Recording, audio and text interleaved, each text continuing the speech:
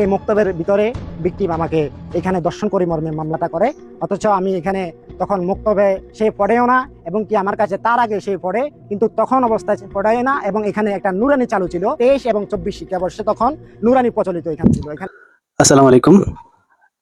আজকের ভিডিওটি সকলে শেয়ার করবেন, কারণ আজকের ভিডিওটি যে আপনি শেয়ার করেন অনেকের ঝলে পরিচয় হয়ে যাবে, বুঝছেন? কথা হচ্ছে আমানুল্লাহ সাগর নামে যে হুজুরটার রিসেন্টলি ঘটনা চলতেছে অলরেডি। যাক, আমি বাদ দিলাম ওনার কথা। উনি হয়তো এখনো ওনার বিষয়টা ডিসমিস হয় নাই, এখনো ওনারটা প্রমাণিত হয় নাই যে উনি দোষী বা দোষী না। এখন কথা হচ্ছে অলরেডি যে আরেকটা হুজুরের বিষয়ে সেম ঘটনা ঘটছিল, ওনাকে দোষী সাব্যস্ত করা হয়েছে। এখন দিন শেষে প্রায় 1-1.5 মাস উনি জেল খাটার পরে উনি প্রমাণিত হয়েছে কি উনি দর্শন করে নাই, ওনার বড় ভাই করেছে। ঠিক আছে, এখন কথা হচ্ছে ওনার যে মান সম্মান সম্পদ অর্থ যে নষ্ট হয়েছে, এখন এগুলোর দায়ভার কে নেবে? এটার জন্য কে প্রতিবাদ করবে? এখন এর ক্ষতিপূরণটা কে দিবে? দিন শেষে কি হুজুর বলে কি এরকম করতে হয়? এটা আমাদেরকে একটু জানাবেন। যারা বিপরীত আছেন তারা বলবেন আর কি। এখন আপনি দেখেন, হুজুর দেখেই ওনার উপর এই জুলুমটি করা হয়েছে। যদি একটি প্রভাবশালী মানুষ হইতো, এটা লুকানোর চেষ্টা করতো, বুঝছেন? এখন ওনার যে ক্ষয়ক্ষতি হয়েছে, মান সম্মান অর্থ সম্পদ, ঠিক আছে, এটার ক্ষতিপূরণটা কে দিবে?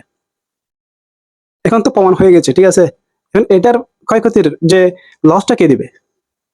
এটার জন্য প্রতিবাদ কে করবে?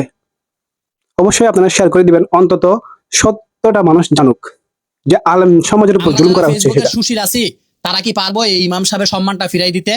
উনি যে 1 মাসের উপরে জেল খেটেছে সেই সময়টা ফিরাই দিতে, এবং মামলা মোকদ্দমার পিছনে দৌড়াইতে দৌড়াইতে 5% জমি যে বিক্রি করে টাকাগুলো খরচ করছে ওই টাকাটা ফিরাই দিতে। এই দেশে একটা চিরন্তন সত্য আগে জানেন, কোনো দাড়িওয়ালা টুপিওয়ালা কোনো ইমাম সাহেব বা কোনো আলেম যদি ওনার নামে কোনো ধরনের অভিযোগ ওঠে, আর কোনো প্রমাণ লাগে না, সাথে সাথে তাকে একদম মৃত্যুদণ্ড ফাঁসি দিয়ে দেওয়া হয়। এই যে ইমাম সাহেবের বিষয়টা, ওনার বিরুদ্ধে অভিযোগ আনছিল যে 14 বছরের মেয়েকে নাকি উনি ওই কাজ করছে। উনি এই 1 মাসের উপরে জেল খাটার পরে এখন এসে প্রমাণ হয়েছে তার নিজের আপন ভাই, ওই মেয়ের আপন ভাই তার সাথে এই অবৈধ কাজটা করেছে। অথচ এটা নিয়ে এখন কেউ কথা বলবে না, কেউ বলবে না যে পৃথিবীর সব ভাই খারাপ, সব ভাইদেরকে কেউ খারাপ বানাবে না। কিন্তু একজন ওই যে দাড়ি টুপিওয়ালা পাইলেই হয়, অভিযোগ পাইলেই হয়, আর কোনো প্রমাণ লাগে না, ফেসবুকে আমরা তাদেরকে ফাঁসি দিয়ে দিই। ওনার বিরুদ্ধে যখন অভিযোগ আসছিল সবাই ফেসবুকে পোস্ট দিছে, শেয়ার করছে।